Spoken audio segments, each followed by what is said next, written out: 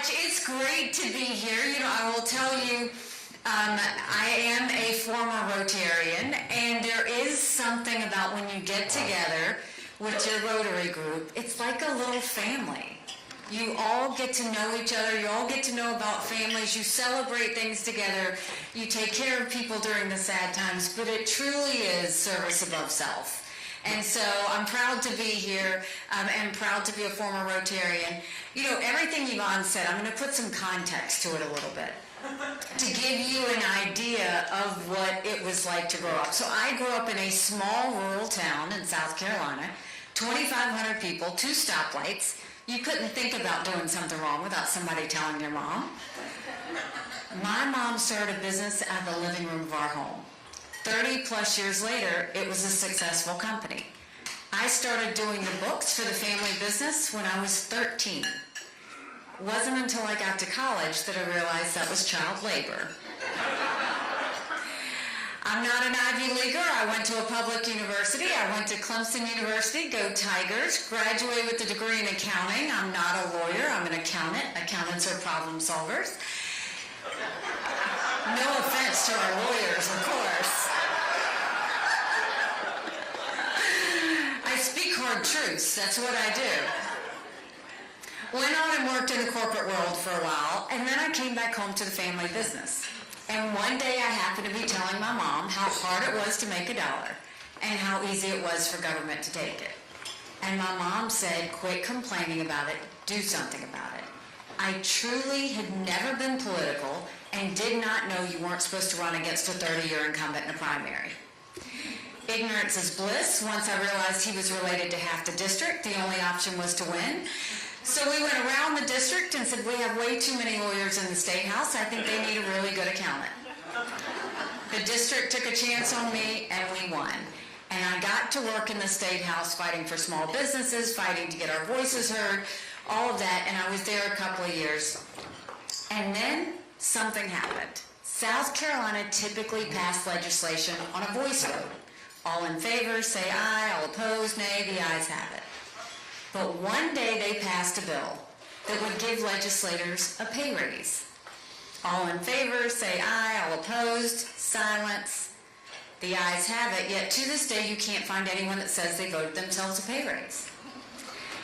I was furious because we had a Republican House, a Republican Senate, and a Republican governor.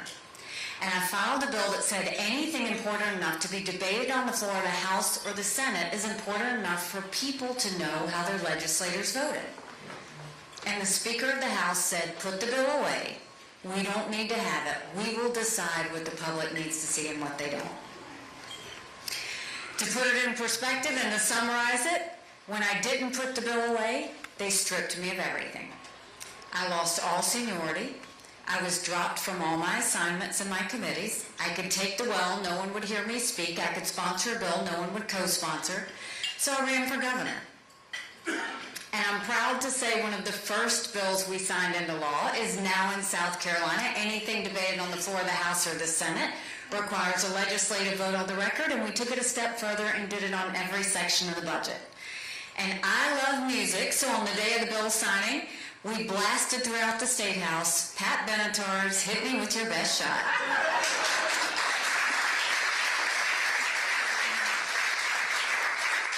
When I became governor, South Carolina was hurting. We had 11% unemployment, we had thousands of people on welfare, and South Carolina was frankly the butt of the jokes. And so we had some work to do, and that we did. By the time I left, we were building planes with Boeing. We were building more BMWs than any place in the world. We brought in Mercedes-Benz. We brought in Volvo, 5 international tire companies. And yes, they were referring to us as the beast of the Southeast, which I love. We went from 11% unemployment down to 4%. We announced jobs in every county in the state. And we also said that we were going to acknowledge a truth. If you have to show picture ID to buy Sudafed, if you've got to show picture ID to get on a plane, you should have to show picture ID to protect the integrity of the election process. And we passed voter ID in South Carolina. We passed one of the toughest illegal immigration laws in the country at the time. And by the time I left, South Carolina was named the friendliest state in the country, the most patriotic state in the country, and the number 2 state in the country people were moving to. And then I got the call for the United Nations. And my honest answer was, I don't even know what the UN does. I just know everybody hates it. Which wasn't wrong. But when you get the chance to serve your country, you jump. And so when I got to the UN, I wanted countries to know what America was for and what America was against.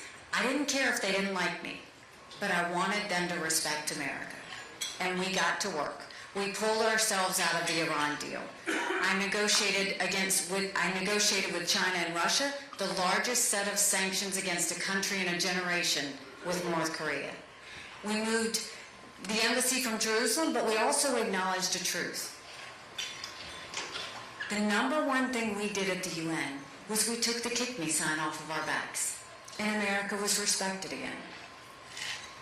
Now I'm running for president, and I don't need to tell you how bad things are. You don't have to turn on the news to see it. You feel it when you go to the grocery store. We feel it when we fill our cars up with gas. Times are tough. We are now $33 trillion in debt. We're having to borrow money just to make our interest payments. China owns some of that debt. Now, Biden has sent us down this socialism creep that's dangerous. But I would love to be able to say, oh, it's just Biden that did that to us. But I've always spoken hard truths. Our Republicans did that to us too. You go back and look at that $2.2 trillion COVID stimulus bill that they passed with no accountability. It expanded welfare to where we now have over 100 million Americans on Medicaid, 42 million Americans on food stamps. And did Republicans try and make it right? They doubled down and opened up earmarks for the first time in 10 years, pushing through 7,000 of them last December. Want to know how they spent your money? $30 million on an honors college in Vermont, $10 million to tear down a hotel in Alaska, $7.5 million on a courthouse in Colorado, and the list goes on. The 2024 appropriations budget came out. In that budget, Republicans have put $7.4 billion worth of pet projects and earmarks. Democrats put in $2.8 billion. Now you tell me who the big spenders are. All while 1 in 6 American families can't pay their utility bill. 60% of Americans are living paycheck to paycheck. 50% of American families can't afford diapers. Social Security will go bankrupt in 10 years. Medicare will go bankrupt in 8.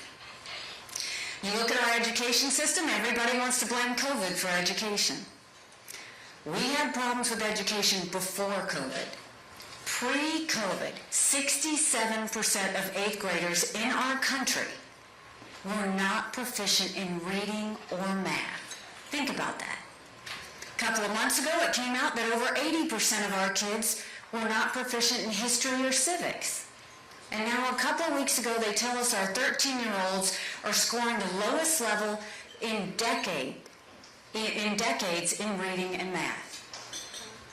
Something's got to give.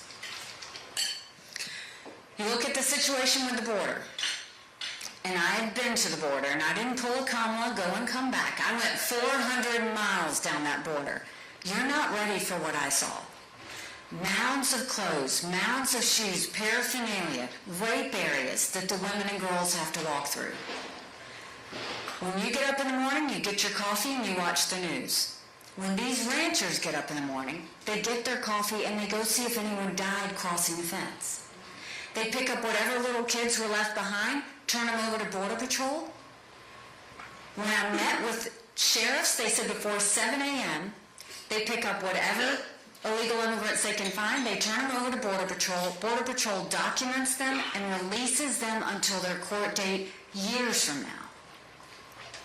And when I asked Border Patrol about their job, they said, you want to know what we do?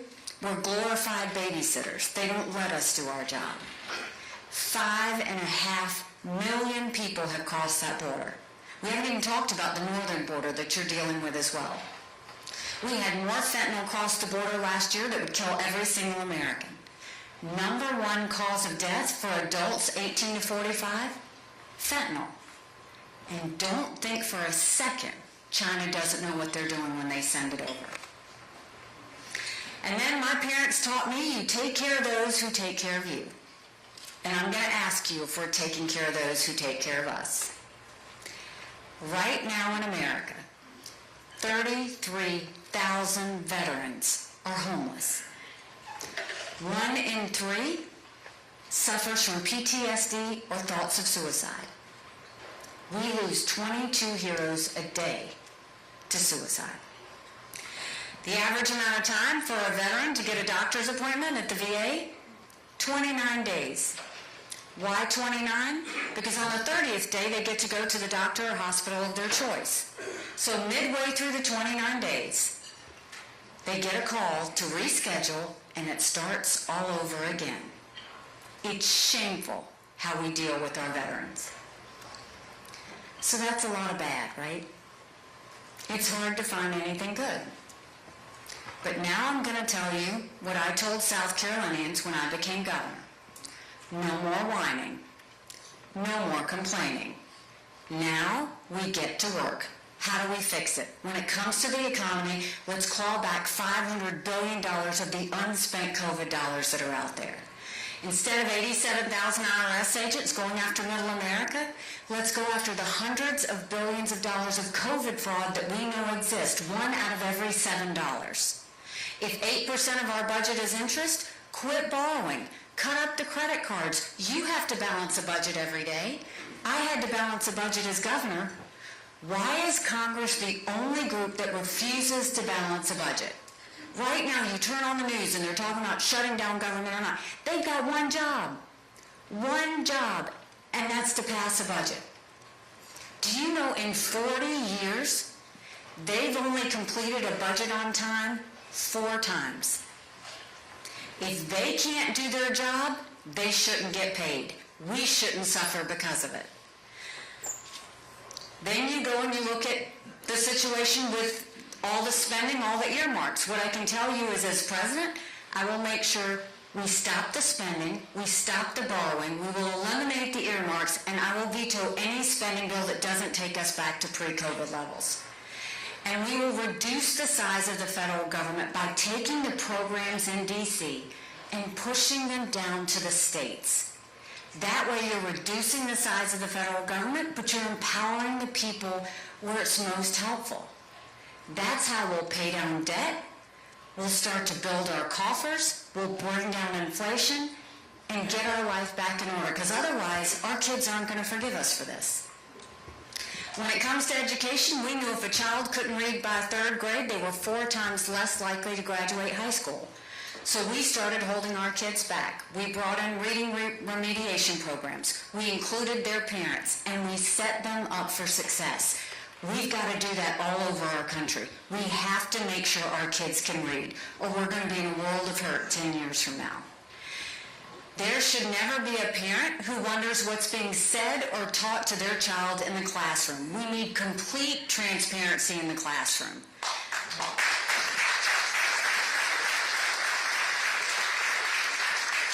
We as parents, we have one job, and that's to make sure that we set our kids up for success.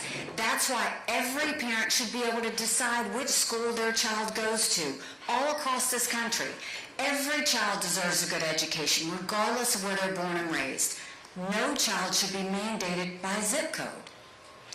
And when it comes to the border, we'll do what we did in South Carolina, but we'll take it further. We'll do a national E-Verify program so that companies have to prove the people they hire are in this country legally. We will make sure that we defund sanctuary cities once and for all. It's got to happen. Instead of the 87,000 IRS agents, we'll put 25,000 Border Patrol and ICE agents on the ground and let them do their job. We'll go back to the Remain in Mexico policy because nobody wants to remain in Mexico. And instead of catch and release, we'll go to catch and deport. That's how you stop the bleeding at the border. And when it comes to the flow of fentanyl, We will use our special military operations units to go in there and take out the cartels. We can't wait on Mexico anymore. Now, so that covers the budget, that covers education, that covers border. How are we going to take care of our veterans? You know, the media always shows the day of a deployment when tears are shed. And then they show the happy day when families are reunited and the blessings that come with that. But that's the easy part. The hard part is when we get home. My husband deployed to Afghanistan. When he came back, he couldn't hear loud noises. He couldn't be in crowds. Life had passed him by for the year that he was gone, and the transition was difficult. We have to help our men and women. We can't just love them when they're gone. We have to love them when they come back home, too. We'll focus on the transition. We'll do telehealth. We'll make sure they get the mental health care they need right when they need it. We'll focus on letting them use their GI benefits for things other than education. And when it comes to their health care, the way we'll take care of that is I think every member of Congress has to get their health care from the VA, and you watch how fast that gets fixed.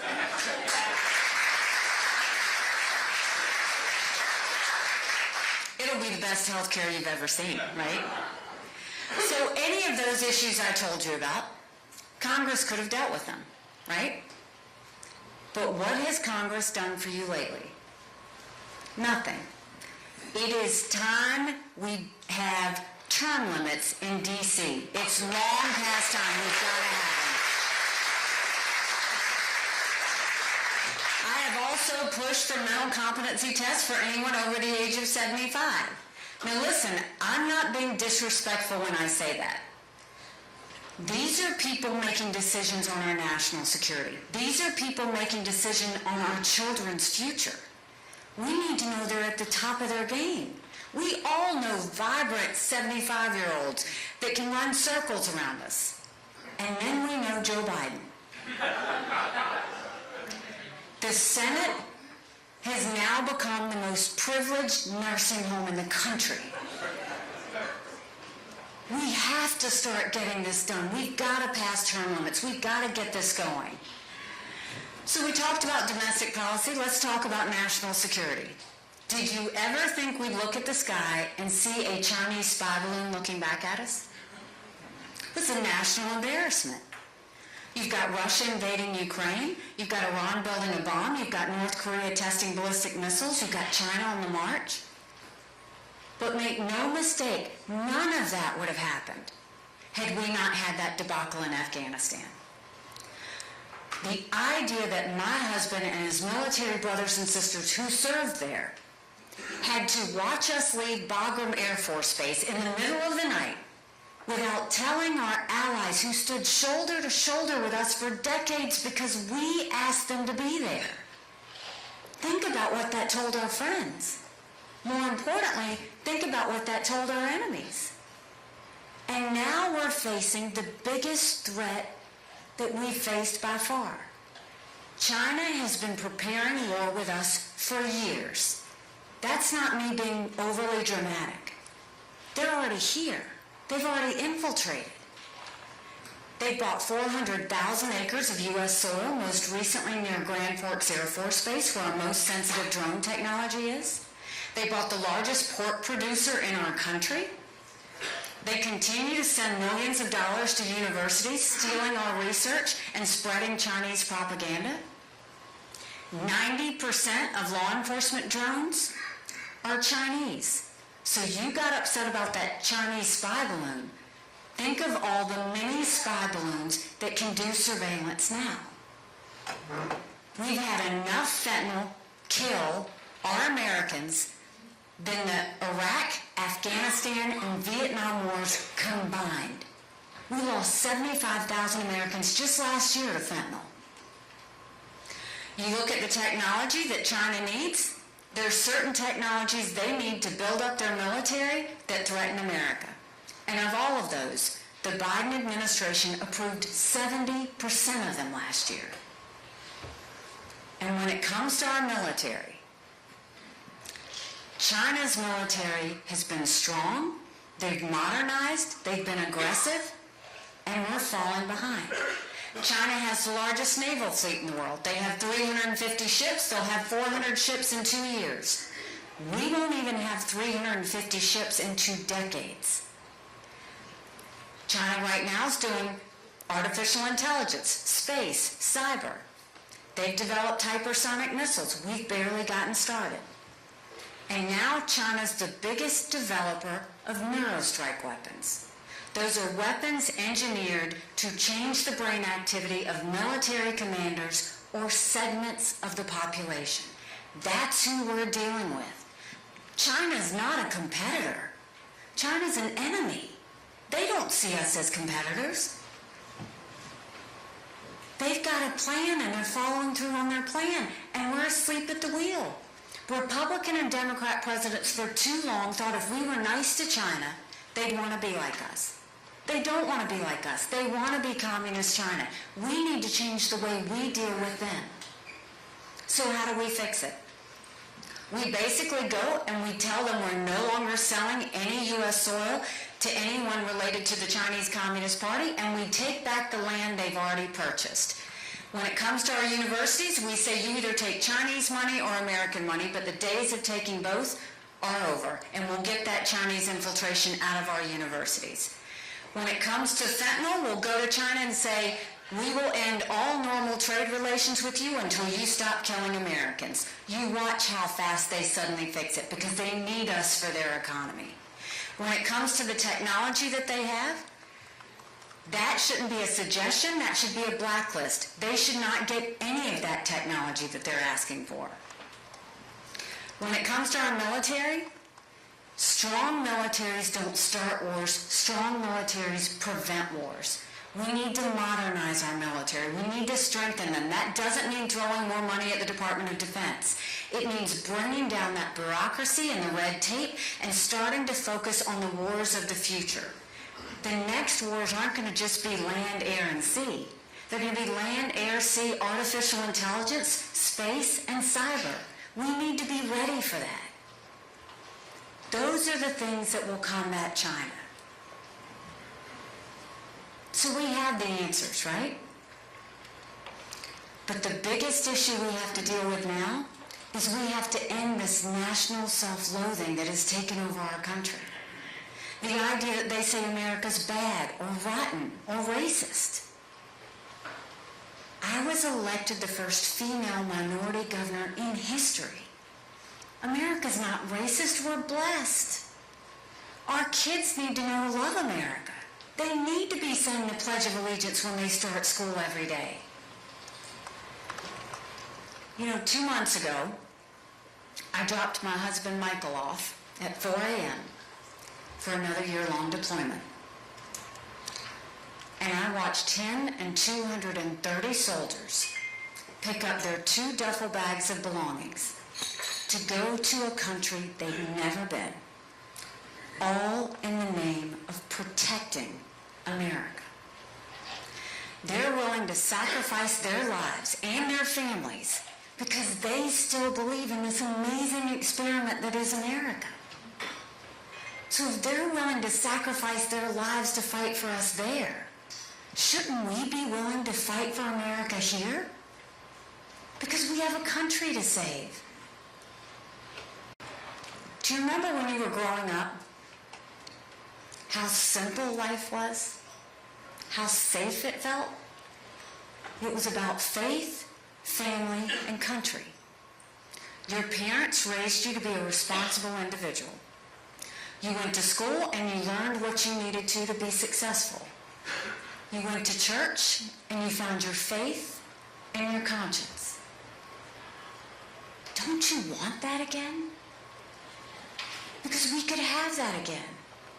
But in order to have that, we've got to acknowledge some tough truths. Republicans have lost the last 7 out of 8 popular votes for president. That's nothing to be proud of. We should want to win the majority of Americans. It makes us better. But in order to do that, we have to have a new generational leader. Someone willing to leave the past behind us and look to the future with new, strong solutions.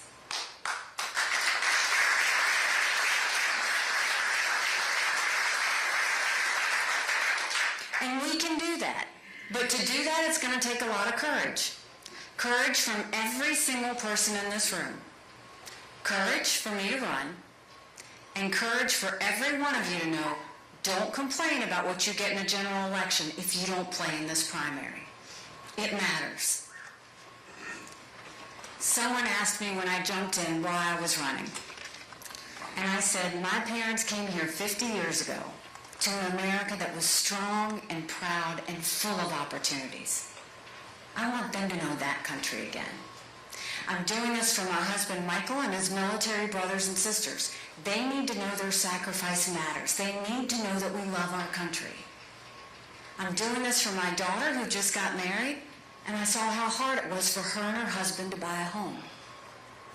And I'm doing this for my son who's a senior in college, and I am tired of watching him write papers of things he doesn't believe in just to get an A. That's not us. That's not America. And for the first time, 78% of Americans don't think their kids are going to live as good of a life as we did. We can't be okay with that. I'm not okay with that. We do have a country to save.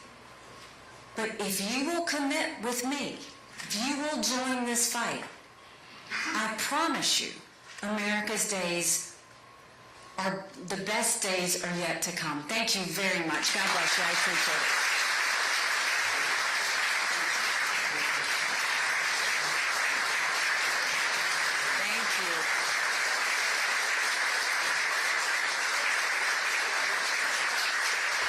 Thank you so much, and y'all were so nice to listen to me, and so now we're going to turn the tables on you. We will answer some questions. There's nothing I won't answer. You might not like my answer, but there's nothing I won't answer. So are we just going to just raise your hand and we'll... So we're going to limit it to one question per Rotarian, and Rotarians get to ask the questions. Sure. Okay. Thank you so much for coming today, Nicole, Nikki, very nice to meet you. You've talked a lot about, obviously, veteran affairs, war on drugs, and, our economy. But one major thing, as a mom of two, but a friend and a sister to those who have struggled with pregnancy, is where do you fall in allowing states, or is it going to be a government decision on women's rights? So good question. When it comes to pro-life and abortion issues, I am unapologetically pro-life. Not because the Republican Party tells me to be, but because my husband was adopted and I had trouble having both of my children. So I am surrounded by blessings. Having said that, this issue is personal for every woman and every man. So I don't judge anyone for being pro-choice any more than I want you to judge me for being pro-life. So let's look at how we got here. Prior to 1973, we had 46 state laws that dealt with abortion. And in 1973, when Roe came in, unelected justices threw out those 46 state laws, and they said abortion anytime, anywhere, for any reason. Now I think a wrong has been made right, where unelected justices have given it back into the hands of the people. That is where it should be. The people should decide. So some states have become more pro-life. I welcome that. Some states have gone more on the abortion side. I wish that wasn't the case, but the people decide. So the question that you're seeing debated right now is there a place for a federal law? And I think there is. But to have a federal law, they need to tell you the truth, and I don't think anyone has told the American people the truth. In order to pass a federal law, you would have to have the majority of the House, 60 Senate votes, and a signature of a president. We haven't had 60 Republican senators in over 100 years. We might have 45 pro-life senators. So no Republican president can ban abortions any more than a Democrat president can ban these state laws. So why don't we just find consensus? Can't we agree that we don't want late-term abortions? Can't we agree that we should encourage adoptions and better quality adoptions? Can't we agree that doctors and nurses who don't believe in abortion shouldn't have to perform them? Can't we agree that contraception should be accessible? And can't we agree that no state law should say that any woman who's had an abortion can go to jail or get the death penalty? Let's just start there. We have to humanize this issue. I am not going to be part of demonizing this issue. It's too personal to everyone. And the fellows have done that for too long, no offense, but it is time that we start treating it like the sensitive topic that it is. I had a roommate who was raped in college. I wouldn't wish anything. I wouldn't wish that on anyone, to see what she went through wondering if she was pregnant. Everybody's got a story, and every person's story needs to be respected.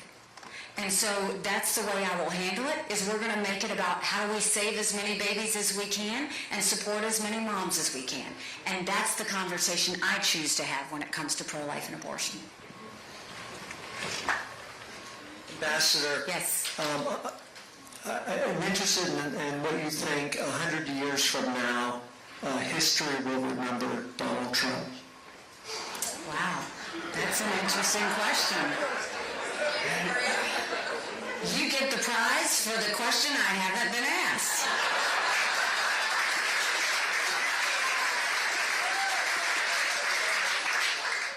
You know, I always say, they tell me, they're like, well, how do you plan for debate prep?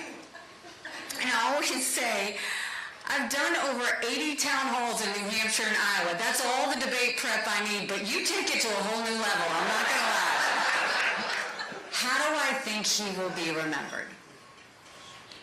Time does funny things. My thought will be that he was the right president at the right time. He broke things that needed to be broken.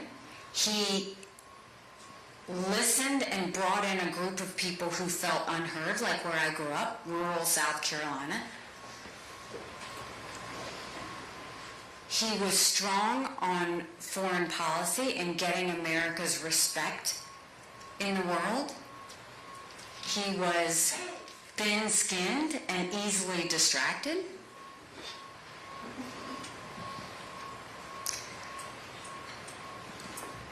He didn't do anything on fiscal policy and really spent a lot of money, and we're all paying the price for it.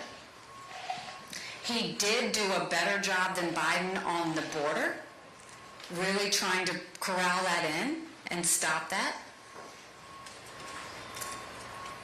He used to be good on foreign policy, and now he has started to walk it back and get weak in the knees when it comes to Ukraine.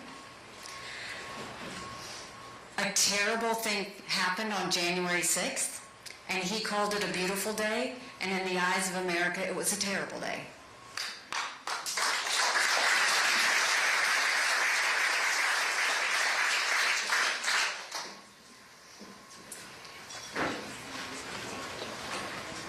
Ambassador, that was a stunning speech. It was really perfect. One of the things that the professionals have been complaining about in this campaign is the lack of a positive vision for the future. You have one. Will you print up that speech? Will you get it out there? It needs to be seen, read, and heard by every American. Thank you. We're trying. Listen, it's 16, 17, 18-hour days, but the reason that I do this is because America has an amazing ability to self-correct. But sometimes we have to hit rock bottom to know where up is. We're there. And I have faith that the American people are going to pull together. We're going to end the division. We're going to start to focus on the solutions. And I think we're going to pull it together for the sake of our children. Because our kids don't deserve to live in the America we're seeing now. But I have faith in us, and I hope all of you have faith. We're going to be okay. We just now have to do the hard work to get us back on track. But thank you for that. Well, I'm second now, so give me some time. And look, if everybody in this room would go and hunker down, listen, don't think this can't be done. It absolutely can be done, or I wouldn't be doing this. Can you give us your thoughts on digital currency, for or against? Digital currency, so I have no problems with digital currency. I think that, we have to be open to it. It depends on if you're talking about a central bank for digital currency. I am not in favor of that. I don't want them telling us government controlling any more of what we're doing. I think transparency fixes all things. And I think if we just made everything transparent, that's what we need to have. But we can't stay in this closed-up idea that government has to control all. I think that's what's gotten us into this situation in the first place. So that's how I feel about digital currency. Okay, this will be our last question. Oh, make it a good one. Ambassador, right now you say you're running in second place. 49% of the people in New Hampshire right now are going to re-elect Donald Trump. That'll be a mistake. What are you going to do between now and the New Hampshire primary to convince the people of New Hampshire to vote for you rather than Donald Trump? And I can't ask the second question, but would you tell Mr. Flagg whether you like campaigning in Iowa or New Hampshire?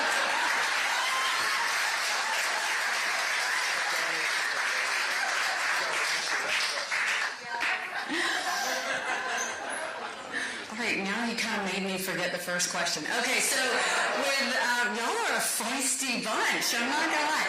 So when it comes to Trump having 49%, look, the media is obsessed about Trump. And when it comes to questions about what I think about Trump, I will tell you, I want to give that relationship first and then we'll go into what. I had a great working relationship with Trump. And the reason I had a great working relationship is when he wanted to do something, if it was good, I rallied, I supported, I wanted America to win. If he was doing something bad, I showed up in his office or I called him and I would say, you cannot do that, but instead you could do X, Y, or Z. I always gave him options. And he would say, well, how do you see that playing out? And he knows I saved him on a few things. So he appreciated that I wasn't a yes person to him. Now, when I decided to run, and I told you I thought he was the right president at the right time. I don't think he's the right president now. When I decided to run, I called him. And the reason I called him was, one, he gave me the job. It was the right thing to do. And two, I wanted him to know I was in it to win it. And I said, we cannot continue to go forward like this. We've got to leave the past in the past, and I'm going full force to win. And so he knows that. He's very aware of where we are. Now the media wants to talk to you constantly about him because that's where their ratings are. But let's look at the truth of the matter.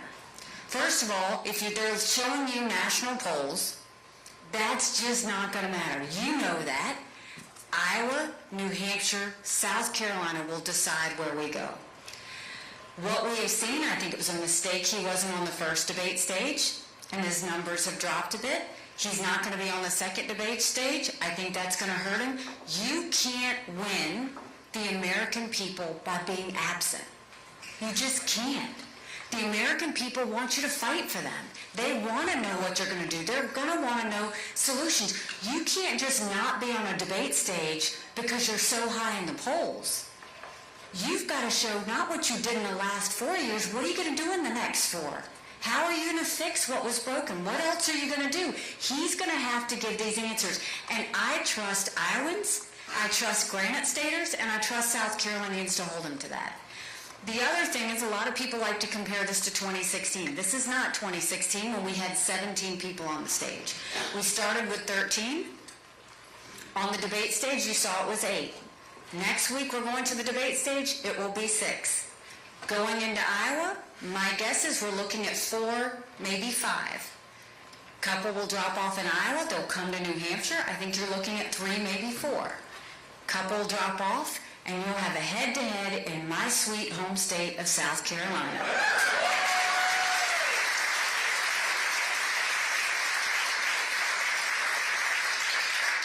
So listen, y'all do your job here.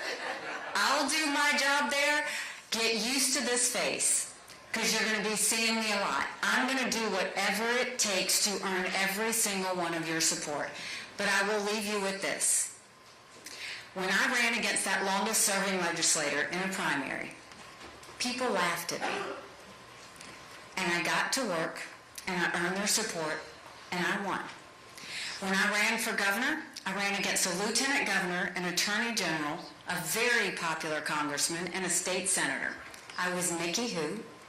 I had 3% in the polls. I had the least amount of money. But I worked South Carolina like no one else, and we won. When I got to the United Nations, they said I didn't have enough experience. And I got to work, and I took the kick me sign off of our backs. I have been underestimated in everything I've ever done. And it's a blessing, because it makes me scrappy. No one's going to outwork me in this race. No one's going to outsmart me in this race, because we have a country to save. So if you like what I've had to say today, go tell 10 people. Tell them to go to NikkiHaley.com. Tell them to volunteer. Tell them to give $5, $10, $25 today. Tell them to join our fight. And if you don't like what I've had to say today, shh. Just don't say anything and don't tell anyone you were here. God bless you. I know I owe you an answer for Iowa or New Hampshire. So the answer is which one I like better? Do you want me to win?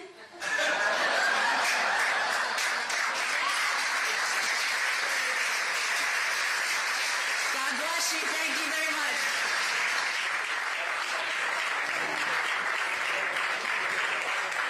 Thank you so much. We really appreciate